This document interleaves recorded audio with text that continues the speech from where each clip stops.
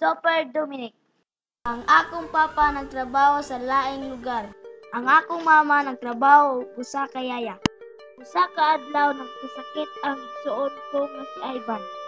Walay mobantay kay Ivan. Itawagan nako ang akoang papa.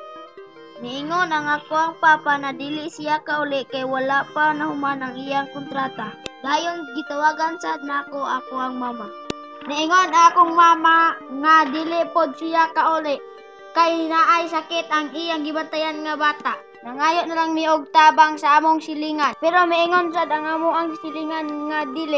Dili sila katabang sa amoa kay naapoy sakit ang ilang anak.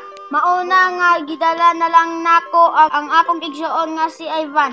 Sa ospital bisag dili nako kaya kay gikaya na lang nako para sa akong igsuon na si Ivan. Pag-abot namo sa ospital gidala dayon siya sa ICU. Og nilingkod ko sa daplin og naay nihikap sa akong likod. Pagtan-aw nako sa akong likod, kita nako ang akong mama ug papa.